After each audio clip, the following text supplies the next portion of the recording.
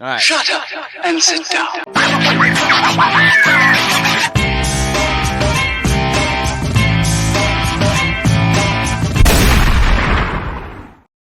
Boom. Hello, everybody. Welcome to the Couch Live. This is Dope and Dharma's edition of the Couch Live here on WOKB 1680 AM on the street. Certified dope doctor Louis Delgado here with you. And, of course, that's the Dharma guy, Trinity Phillips. What's up, Trinity? What's up? We're also on 100.7 FM, by the way. That's right. On your, as he would call it, dial. On your dial. That's right. And, of course, there's other ways people can listen. There's already somebody saying, hey, what are some of the other ways people can watch or listen, Trinity? Yes, as always, if you want to see our beautiful faces, you can check us out on YouTube, Twitch, or Facebook Live. And if you want to just listen at your leisure, you can do so on any major podcasting platform, all under Dope and Dharma. That's right, Dope and Dharma. And, of course, like the regular people that are here in the Central Florida area, like we said, 1680 AM at WOKB or 100.7 FM. Look, in honor of Recovery Month, Trinity, I figured we have to bring a person with a story for today's show.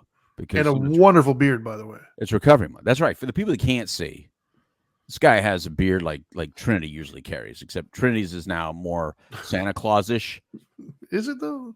Whitish? Santa Claus usually longer? White, though. Bro, it's gotten so white. Like, I mean, you have almost no color in your beard anymore. I don't even understand what happened. I think yours is whiter than mine, and you're 10 years younger than me. It's called marriage with kids is what it is, man. That's what it is. Wow. Teenage daughters did this to me. Yeah, something ridiculous, happened. Man. It went from black to white like instantly. Yeah, in the time that I've known you, you went from such a great looking young man to an old Santa Claus, dude. Yeah. I don't know what to think. I don't know what to say.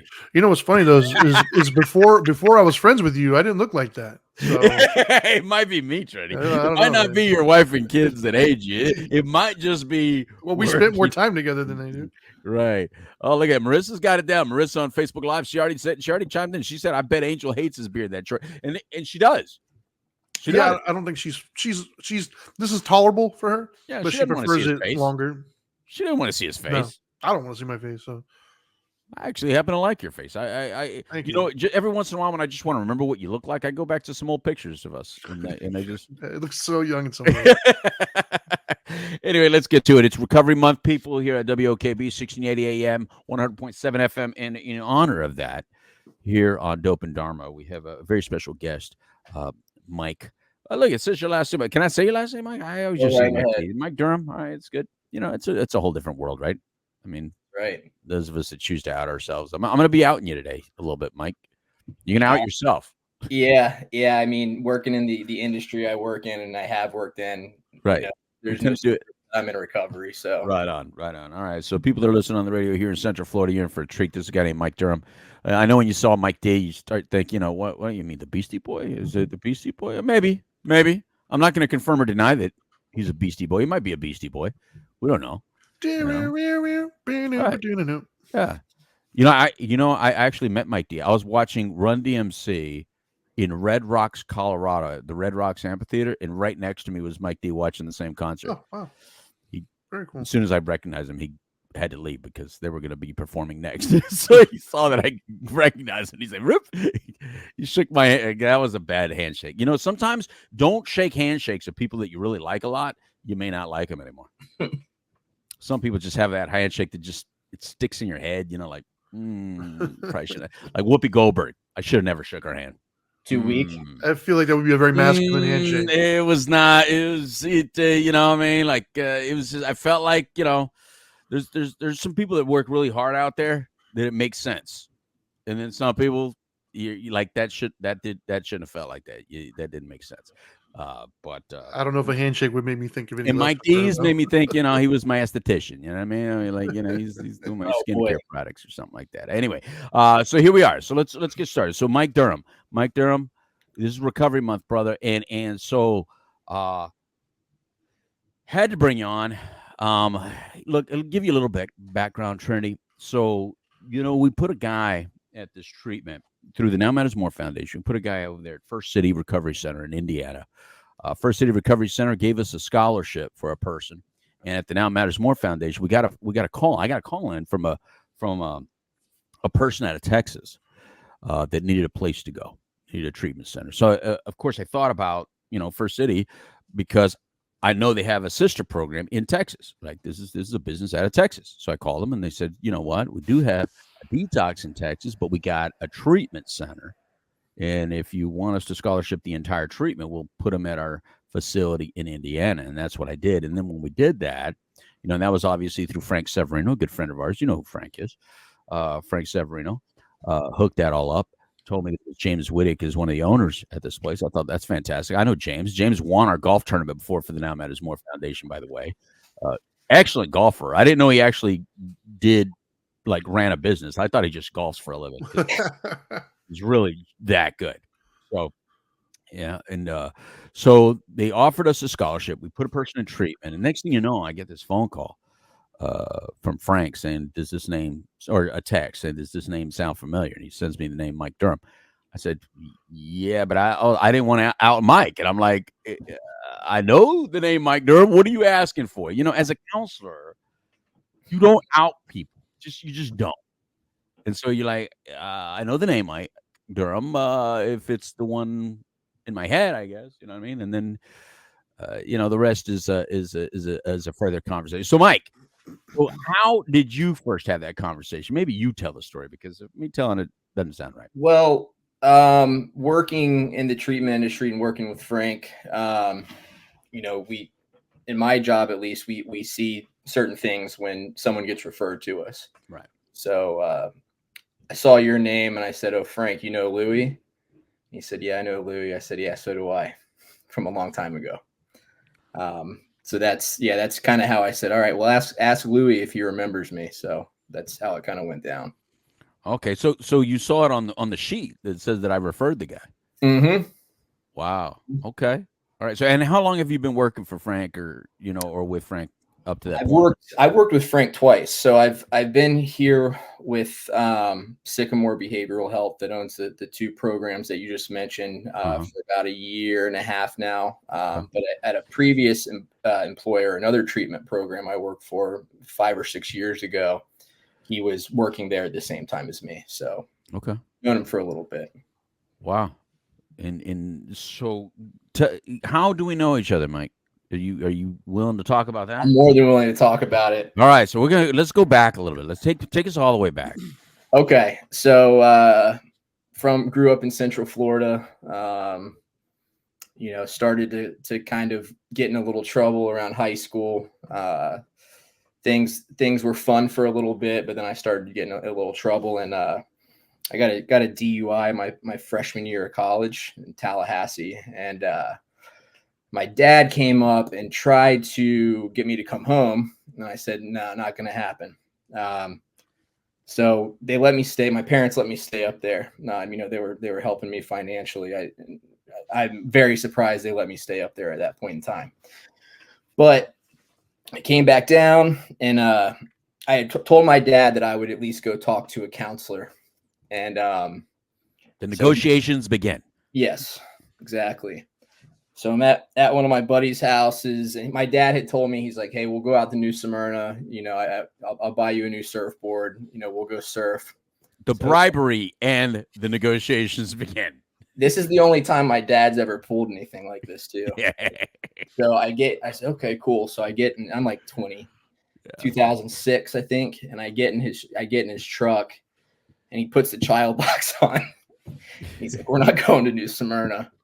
We're going to talk to a counselor." So I showed up Altamont Springs in Louie's office. And my mom was sitting in the waiting room as well when I walked in, and definitely I wasn't the happiest 20-year-old kid at that point in time that day. All right. So time out for a second. All right. So first of all, for all the people listening, I don't recommend you kidnap your child. That wasn't a recommendation by me.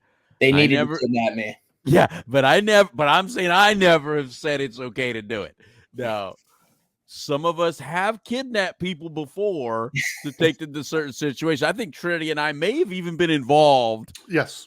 In some of those mutual kidnappings. Right there on iDrive. Yeah. I'm not opposed to a little forcible, influence to go get help. I'm just saying I think there should be some legalities there, some things that should be permissible. But according to today's law, I just wanted to make sure that everybody knows that I had nothing to do with the kidnapping of Mike Durham to go to treatment and and the lies, because I'm the one that told my kids, about Santa Claus, so they wouldn't later on use that against me and said that I lied to them later on. You know what I mean? So Mike, by the way, did you get the surfboard?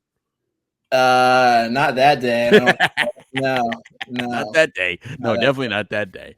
All right. So let's continue. So now this is what I got to walk into, Trinity.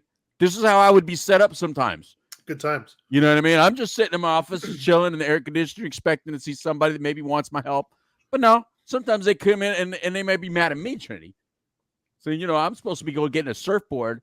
He's probably in his board shorts and his T-shirt, and then he's got to meet me. Good times. Yeah. All right. So let's continue, Mike. So I got in there, and from what I recall, let me backtrack a little bit. About a year before, I had gotten in trouble at my senior prom. Okay. Almost didn't graduate high school, and my parents took me to a guy who was like an addiction specialist or something like that. Mm-hmm. And I sat down in there, and immediately I was running all over him.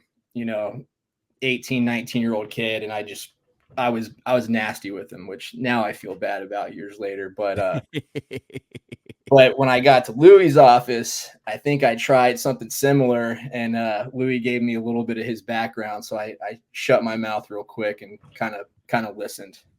And then from there, because of the DUI I had some months prior, I had to do court ordered like OP, outpatient, or IOP, or whatever it was at the time, and Right. I went through Louie's weekly. Mm-hmm. So how old do you think? 20? You were 20 then? I just turned 20 when I first met you. Yeah. Right. And at that time, you had not relocated back to Florida. Oh no, I was back to here from Tallahassee. I mean, Well, from FSU. That was the start of it. That was the start. Yeah. So I moved back. You had planned to go back. I had planned to go back. Yep. Right. And so I stayed back in Central Florida for about a year and a half until I, went through whatever I had to do, Right. The DUI stuff. And then I did end up going back to school up there, though. All right. So now fast forward, because here's the thing, Trinity, not everybody, and you know this, Trinity, not everybody the first time is going to get it. I mean, hell, I didn't get it the first time I heard it. You know what I mean? So it's not something that everybody grasps the first time. I mean, it's great if you're out there and you do, and we'd love you to grab it the first time. I mean, you might save yourself a lot of misery, a lot of problems, and maybe a lot of money and maybe some relationships. However, we deal with a disease space that, is stubborn in nature. And humans can already be stubborn. Humans already, without disease, without illness, without issues, people can be stubborn. Now you add other stuff on top of it, and then we become extra stubborn. And then, what happens after that, Mike? What happens for the next 10 years? So went back. You're obviously not 20 now. Right. No, far from it. But I went back up to school.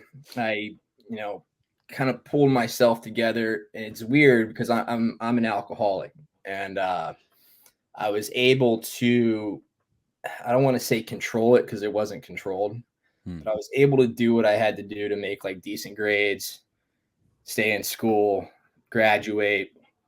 And then I came back to Orlando area, and it became kind of like I was still just a college kid, fraternity kid, living that type of lifestyle. Just surfing was my other thing. I always was a surfer, and it was a lot of the people I surrounded myself with. No ill will on them. It's just kind of that culture, and I had no real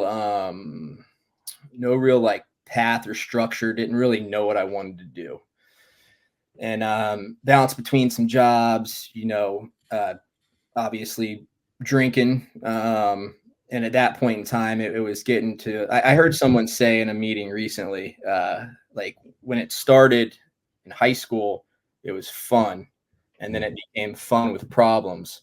So this was kind of like fun with problems. Yeah. And in the end, it got to be all problems, but Right. it was still like fun with problems. Just ruining relationships. No real legal stuff, but just scaring my family. You know, friends were dropping off by the wayside. Right. You know, then I ended up getting a job out in Southern California. Okay. And it was Did you graduate college? yeah. I did Okay. graduate All right. So what did you graduate in? What was the degree in? political science. All right. So what was the initial goal? Was it to be an attorney? Yeah. Yeah, because that's kind of, I think that's what you had told me. Yep. Right. Yep. Okay. Somewhere along the way, that kind of fell off, you know. Okay. That happens. We change our minds. And I didn't have the tools at the time either. I wouldn't have. You never know. You might have been 100% qualified for that profession, brother. Very true. I'm kidding. Very true. But yeah, so I end up in Southern California, and this point I'm about 28. So there were some years between the time I graduated college and this that were just again living that kind of lifestyle, not really going anywhere. Right. I got out to California, and I had decent job, decent Right. apartment. I was surfing every day. Right. But it just my drinking got to be where, and I was never really a daily drinker. It was like 3 to 4 days a week, like binge type drinking. But then it would be like 3 to 4 days of that, and then 3 to 4 days of trying to recover from that, which would be calling out sick from work. Right. You know, and I didn't have any of my old, drinking friends that I could rely on to co-sign my stuff or let me pass out on their couch or whatever. I was alone, and that helped me to kind of hit a bottom when I was in California. Right. And it just, I reached out to my family and I kind of said, hey, like, I know what's wrong, but I don't really know what's wrong. Like I've never felt this type of way. I was just extremely sad, but I couldn't stay stopped. And I knew I needed help to get there. And it was the first time I had, that gift of desperation, right? Real desperation, gift of willingness. And then a family friend reached out to me who ran a treatment program in South Florida. He kind of, he talked to me and he was really related with me. Young guy, he was like my age at the time, but he had been sober 5 or 6 years. So he kind of, gave me a little peek of a way I'd want my life to really be. Right. And I went to this treatment program and well, let's pause there before you go to the treatment program. Let's pause there for a second because picking up that phone, that's major, right? And I think we've all been in a situation where we're struggling with life. I mean, you don't have to be an alcoholic or anything like that to even understand that if you're listening to this and you're not in that. But I think we've all been in this life long enough, if you're listening to this program, where life can be a little painful, could be a little bit hurtful, right? It's part of it, right? So picking up that phone to even mention that is real difficult because a lot of times we project what we're going to hear. Like we know what they're going to say, right? So were you expecting an offer of help at that point? Were you asking for that specifically, or were you just venting? No, I was ready. It had been like when my parents brought me to see you when I was 20, that was all, right. And they, for a long time, you have a problem, you need help. Right. And I just, they talk about unmanageability. Right. My life was unmanageable, but I didn't care. This time it was like, there was something about it. I don't know if it was God or what, but it was this time I was like, this might be my last chance to actually do something. So in that time period, from when I first saw you to you reaching out to your family and saying that you're ready, how many times had they mentioned to you, you think, that you need help? I would say hundreds. Exactly. And the reason I want to highlight that is because there's two places where you hear persistence works. Number one, when you see a very attractive female with a not so attractive guy, you hear that it was persistence. If the guy, unless he's rich, right? You hear that. You hear it's persistence. Now, I'm not telling you guys to go stalk anybody. That's not what I'm saying. I'm just simply saying that sometimes you sticking around and being persistent helps. The other point is this, right? Where you're persistently telling somebody, I love you and I'm here to help you when you're ready. I love you. I'm here to. Now, they may say it all different ways. That's really what they're saying, by the way, people. They may be saying, you're this, you're that. They may be yelling. They may be cutting you off financially. They may be calling you all kinds of names. But what they're really saying, and maybe sometimes not so skillfully, is, I love you and I'm here to help you when you want it. That's really what the statement is. It just comes out many different ways. How did your family's words come out? I'm just curious. It would, just like you're explaining. I mean, different times they would be very, very loving and compassionate about it, and the other times it was, get out of my house or I'm calling the police. Right. That type of thing. Usually more of the loving approach. My dad was always more of the loving approach. My mom could be either way. My brother was always the loving approach. But even, Wait, you notice right there did the sound go out right there, or did you hear that, Trinity? Or is it just on my end? I didn't hear. Oh, that? The little whistle? Did you hear everything he said? Did you hear everything you said about his mom's approach? Yeah, he said I could go either way. Oh, because on my end, I didn't hear that part of it. So maybe, I'm being edited. What? I got something to learn here? I don't know. What was that again then? You said your dad was more compassionate. My dad was always like a loving type approach. Right. He never, but even when I was a little kid, he was like that, like punishing me. Like, he was pretty soft. And then, but my mom could be either way, aunts, uncles, same thing. My mom could be a real, she could be tough about it when she wanted to be. Yeah. And then, I have a good friend who his family is basically like my second family, and they were the same way. His dad would get real with me a lot, but it was always out of love. It would just depend on the person. They'd approach it both ways though. Right on. All right. So then you reach out, you say, all right. And then you said they immediately connect you with a family friend. Mm-hmm. Okay. So take us forward from there then. Now they convince you to what? Leave California? Yes. So I was in this conversation, Trinity. Remember, I was in LA before I came here to Florida. Yep. I'm following you, Mike. I remember the phone call, All right. So go ahead. I was in Redondo Beach, South Los Angeles, South Bay. Okay. And I worked in a casino overnight. Okay. And it was still like, sometimes I still have my picture in my phone of when I sent like my information to this guy. So it says like Gardena, California, where the casino I worked was, and it says like 1 a.m. So when I think about that, he was talking to me. It was 4 a.m. in Florida. Yeah. But yeah, so he just kind of got to the point where I related with him, where he said, well, how do you feel? And I said, I just want to drink, and I don't want to drink, but I can't stop right now. I can't stay stopped, basically. Mm-hmm. And he said, yeah. He's like, listen, I'm however much time he had at the time. He's like, I still sometimes want to drink. He's like, it's all right, but I have some tools now. So that kind of clicked with me right there. Wow. And next day, I woke up and my flight was already booked for that night out of LAX to come back to Fort Lauderdale. Mm-hmm. Now, who did that? Who said that? Mom, dad? My aunt. Your aunt. Like immediately start getting the wheels rolling. Listen to everybody. As soon as someone asks for help, you got to go.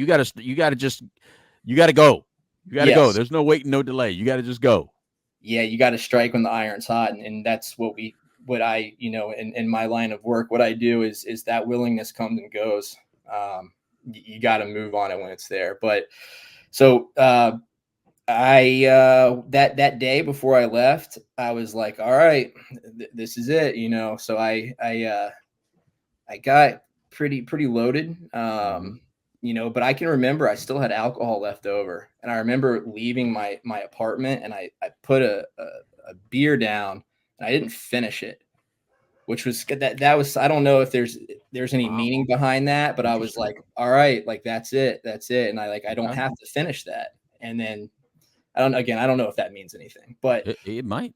Yeah. It might. The last pack of cigarettes I did, I still had cigarettes in it. I just crushed the pack with cigarettes in it. So it might be our attempt at control, our attempt at punching it in the face. Yep. And I got into get on a flight in LA, the red eye, and I passed out, got sick on the plane, not because of I was intoxicated, it's because I was going into an unknown. Yeah. I knew it was going to be a big change, something living a new way of life, which I had never known. So something about that made me anxious, and I got sick and I passed out on the plane. And then next thing I know, I'm waking up and I'm in Fort Lauderdale, going to a treatment program. Right on. Mm-hmm. All right. And then is that the last time? Was that the beginning of where you're at today? Yes. Or was okay. Yep. You want me to go ahead on that? Yeah. Continue. So you go into this program. How long is the program? It was a 30-day PHP. 30-day PHP. All right. So partial hospitalization with residents. So you were able to stay in a safe environment. Right. Florida model of treatment is what they used to refer to it as. So you stayed in housing, and then you would get bused to treatment or something like that. The housing had our staff, had the staff, right. The staff 24/7. Okay. Yeah, tell them I'm busy. All right, sorry about that. I had a no problem. Right, they're trying to. They're asking for help, and when they're asking for help, you got to answer. I feel like I'm holding back somebody's progress. No, I got coworkers helping right now. Perfect. All right, so you go through this program. Now, during the program, at any time while you're in this program, did you feel like this ain't for me? I gotta leave. I gotta bolt.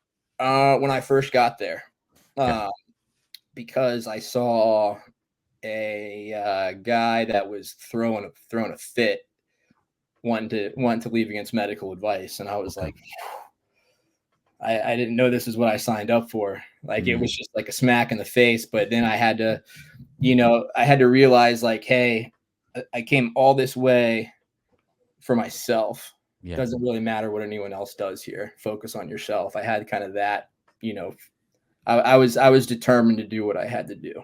And how old are you at this time? 28. So at 28 years old, you were able to like talk yourself into just calming down and getting focused on you and not getting caught up in the external drama, because it's really easy to get caught up in other people's mess, especially when you're already not feeling good, especially when you're already looking for an excuse to not do it. Because there's a lot of confusion at this point in time. There's a lot of fear, the unknown both ways, uncertainty. Okay. So what held you there was you talked yourself through it, and that kind of helped you stay. Yeah. And I mean, like at that point, it was kind of like, where am I going to go? Like I had a little bit of money in my bank account. My car's back in California. If I leave here, my family's not at this point, they're done. Okay. So wait a minute here. Time out then. So that gives a little bit of weight to some of the people that say, it's good to go to treatment outside your area, so that if your loved one or you change your mind or get frustrated, it's not so easy to leave. Correct. That it's a process. Right. And that, and your not wanting to go through that process sometimes can help you make that decision, that little percentile. Exactly. All right. Good. I like it. All right. Yep. Continue. So, first day, and I'm an AA guy. That's where I found my solution. And but the first day I got there, it was like by the time I went through like the whole intake process and all of that stuff, it was, I don't know, 1 or 2 in the afternoon, and I get to housing, and one of the behavioral health care techs hands me the big book. He's like, hey, like your roommates are all in group, just take it easy for today. You'll kind of start everything tomorrow. If you want to watch TV, you can do that. But here's your big book. And I said, well, I've never opened this thing. So I opened it and read like the first 164. Oh, just like they told you. And I had to go through it with the sponsor, but obviously, but everything I read was just clicking. Yeah. They wrote this about me. That's why I was like, oh, this is me. Yeah. This is me. So Yeah. that opened me up to like, there's something to this. Mhm. But then, yeah, and I was blessed the entire time because I got a therapist who was 28 years old. He had 5 or 6 years of sobriety. You know, he was a no BS type of guy, and said it how it was. And I just related with him, you know, and he was awesome. So that treatment program, it's not around anymore. Unfortunately, they went out of business, but it was a great place. Right on. Mm-hmm. All right. So then you graduate this. Now, what's the plan at this point when you get out of this program? What's the plan? Is it staying down in South Florida? Is it coming back to Central Florida? Is it going back to California? What is it? The plan was, again, I'm trying to still at this point semi call the shots, make my own treatment plan. Right. So you know, a bunch of people that were in this treatment program had been to treatment a bunch of times in South Florida. Right. And they're like, well, are you staying? Are you going to sober living? And I was like, no, I'm going back I'm going to go live in New Smyrna Beach. And like I was like, I'll do. You still had to get the surfboard. Yeah, that's right. You still had to go to New Smyrna and get the Actually surfboard. brought my surfboard with me to treatment. That's awesome. So yeah, so I was like, I'm gonna go to I'm gonna move to New Smyrna. Mhm. I'll find a job. I'll go to meetings, and I'm gonna work with Louie.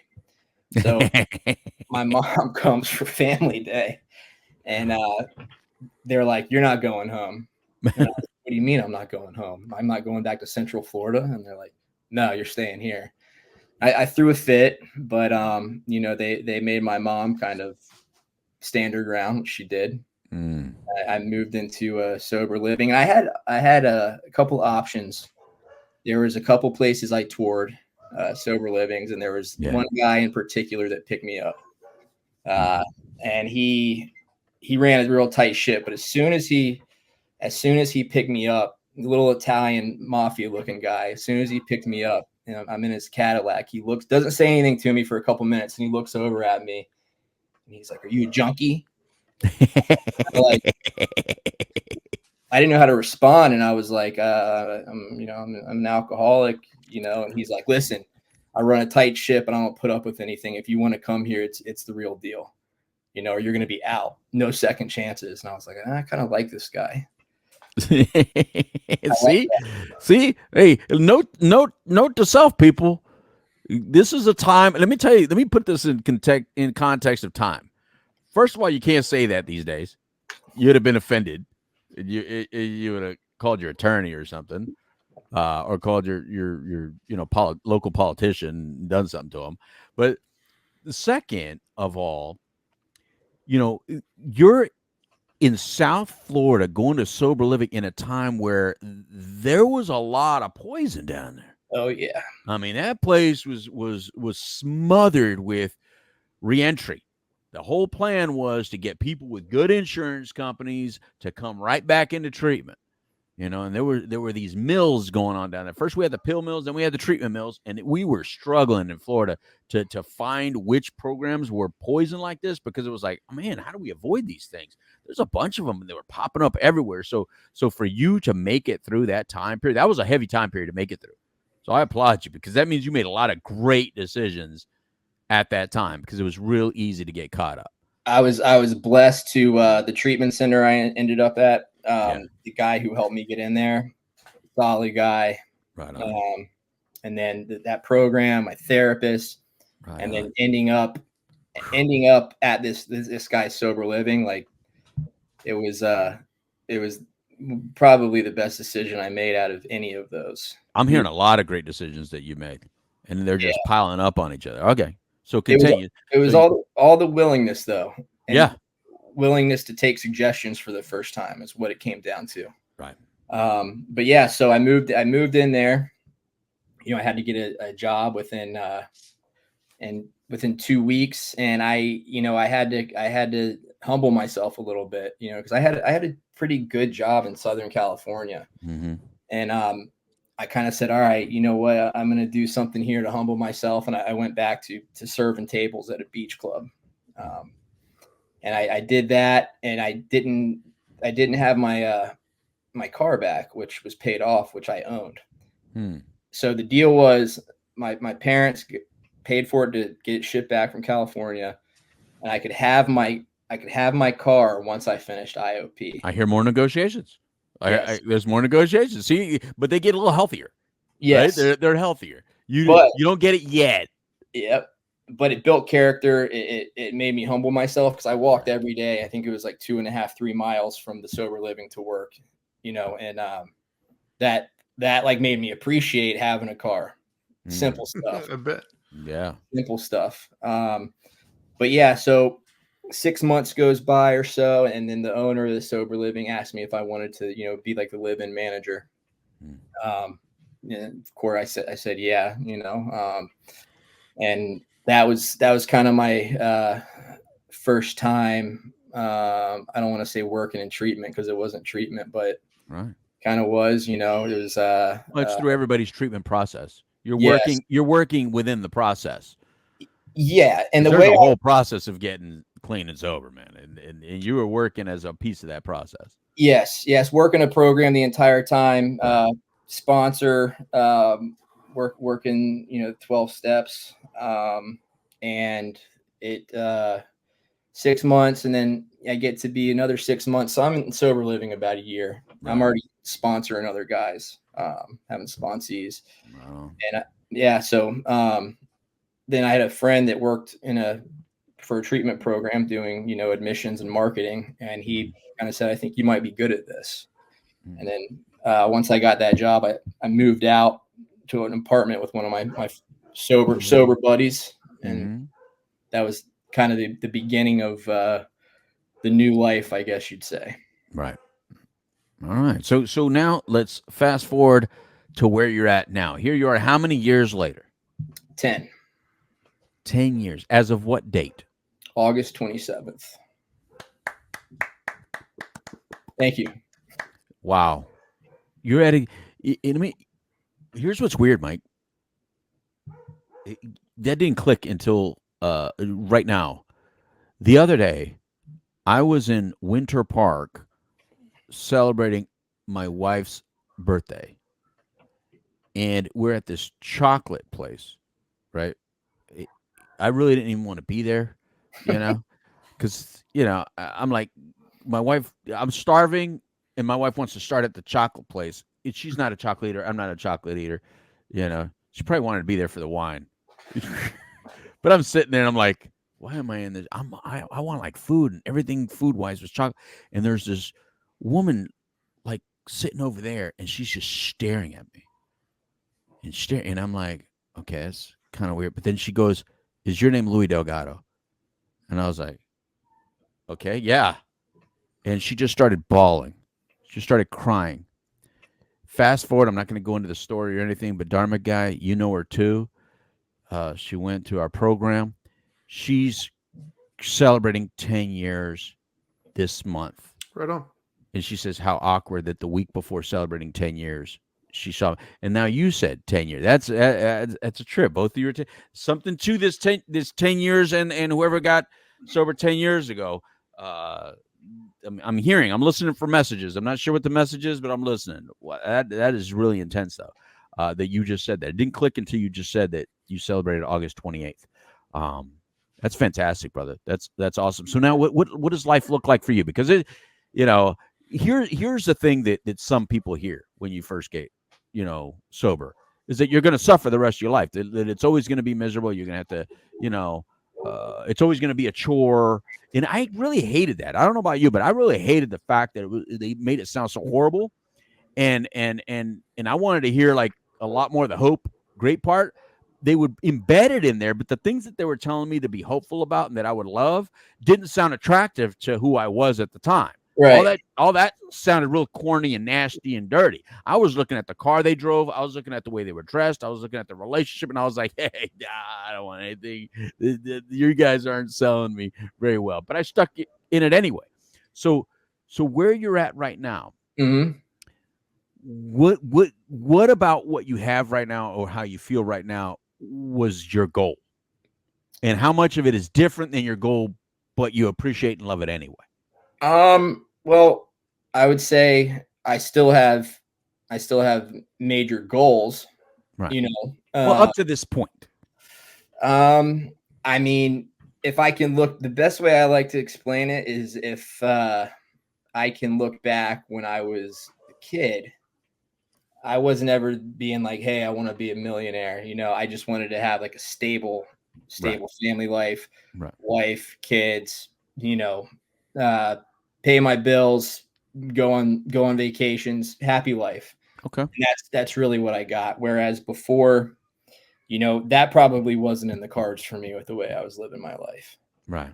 But what you just said is very accurate, because when I was 20 years old, the first time I ever met you, Mm-hmm. you know, I heard it, but it wasn't too cool for me the way, you know, I had just come off a year of my first year of college, Right. living frat kid life.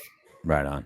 So recovery, it's tough for young people, but what I can say is it's, you know, it's not hard, in my opinion. Yeah. It's hard at the beginning. Yeah. But if you keep doing the next right thing, it gets easier. You know.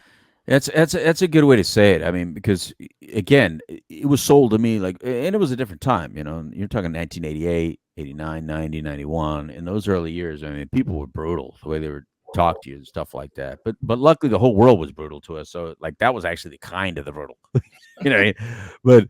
But the fact that it sounded like it was going to be such a chore was not attractive to me. And the way I kind of look at it now is like, everything that I have right now, I didn't know that I wanted it as much as I have it now. I didn't want what I have right now, other than the peace. But Yes. if you would have explained the surroundings that I have right now and said that's what's going to give me that peace, I wouldn't have believed you. I thought it was a different surroundings that would give me that sense of peace. The surroundings right now that give me that sense of peace, I didn't even know could feel like this. And I didn't know this feeling was what I was searching for. Yeah, and that's one thing I figured out pretty early on, and it continues, you know, being in recovery. Right on. Before I got sober, I never had peace of mind. You know, there was always something wrong. Even if there wasn't, I always felt like the other shoe was about to drop, you know. Right on. Something was going to happen always. I was always on edge. But now I have peace of mind. You know, things in life happen, but you know, I have tools to deal with them. Relationship with family now is what? Excellent. Beautiful. Excellent. They got their son back. That's right. And that's what they want. And there's a lot of people listening right now. That's all they want is they want their son back. They look at their child right now and they don't recognize them. They're like, the way you're talking, the way you look, the way you sound, the things that you're saying. I mean, that's not who you are. And it's hard for us to even get that message. I remember hearing that message and not understanding, because I was like, no, you just don't know me. This is who I really am. You don't know me. You know? Anyway, so fast forward. What's the future goal? Where do you want to go from here, Mike? Because you're a young man still. Look at you, man. How old are you now? I'm 38. I'm getting a little old. I'm looking my age. Mike, 38. I'm sitting over here turning 55 this year, brother. So, or this next month. So, it's the difference. Well, my goal, my main goal right now, and I've been working at it. I'm still jumping through some hoops, but I want to fly for the airlines eventually. But because of my background, I have to do a monitoring program before the FAA will give me my medical clearance to kind of move forward. So I can fly airplanes. I've been flying for a while now. I can fly airplanes, but I have to be with an instructor. So for me to keep moving forward, I have to have my medical. So that's what I'm doing right now. But you know, there's certain things, you know, from my past that, so they're at 8.5 years sober. I had to start a monitoring program, which has been, you know, that's humbled me too. I needed it. Mm-hmm. Always learning. No, that's fantastic. If that's your, because if you want your goal, I mean, you gotta be willing to do whatever they ask of you to do. That's part of the growth, right? That's part of the recovery. That's what you prepared for. Right. When you sat there and read those pages, when you sat there and listened to that person that was annoying as hell across the room saying the same story for the 26th time, and you had to act like it was the first time you ever heard it. That's what you were preparing for. This kind of this was the patience. This was the tolerance. This was the appreciation. This was the gratitude. This was the being present in the moment. Yes. This is what you practiced for. Yeah, and that's my dad's a private pilot, and he introduced me to aviation. So a part of repairing that relationship with my dad was getting into that, and flying or other things that I would have never done if I would have never gotten sober, like Brazilian jiu-jitsu. Lots of stuff, man. Like my life's a lot better, So note to self: don't talk smack to him, Dharma guy. Because they do these little things on you, you know what I mean? And next thing you know, you're like, all right, let me go. Mike, it's been awesome. Yes, thank you. Meeting you again. Now, mind you, Trinity, I didn't want to talk to him until today's show. I talked to him for briefly, and I said, "Don't tell me anything. I didn't want to ask him any questions. I said, "Don't tell me anything. I want to just do it all on the air if you're willing to do it. I just want to have an honest ear for you." And I want to hear it loud. Now, from here, though, Mike, I want to have more future conversations with you. I look forward to supporting you throughout your life in any way that I can, emotionally, in any way that I can, as a friend, as a cheer. I'm here for you, man. I think that's beautiful. And man, I feel 100% honored that you allowed yourself to let me know where you're at and where you've been. People like me need that. We need to know that some people are okay, because all too often we hear about the ones that don't make it and aren't okay. And it's those ones that are okay, which says, okay, just keep doing it then. Keep reaching your hand out, keep loving the next person. You never know who's going to get it. You never know, what they need. Just keep giving. And so thank you so very much, because I think you've done more for me and Trinity today than we could ever have done for you. So thank you for that. You're welcome. You sound like my first sponsor. Man, that. Well, thank you. Thank you for having me on. No, thank you very much. Trinity, final words, brother. I think, first of all, like, good on you for putting it out there and not being anonymous. From a normie's perspective, it's hard sometimes because all you do here is the bad ones. So to have more people coming out and talking about how they've been successful, I don't think people realize how helpful that is. And then the second thing I think you touched on, that I don't think it's said enough, and we've all felt it, even for those of us who don't struggle with addiction and various other areas, we felt it. We just didn't know what word to put to it, and that's peace. Like I think that people seriously underestimate how much that's what we're looking for, is peace. So good on you for getting it, acknowledging it, and talking about it, man. Good for you. Thank you. Michael, any last words from you? If I could get one message across, if there's just one person out there that heard this, that, it clicks with them and gives them a little bit of willingness to take some suggestions, that's what I care about. Right on. What's the phone number to the program so they can call? And if they need help from First City or one of your other sister programs, do you have the phone number or any website that you want to give? We have a lot of different phone numbers. I'll give you one. I got to look it up because we have so many. Or the website. That's fine. Yeah, I can give the number real quick. Okay. Sorry. No worries. All right. So 877 595 3330. Okay, one more time.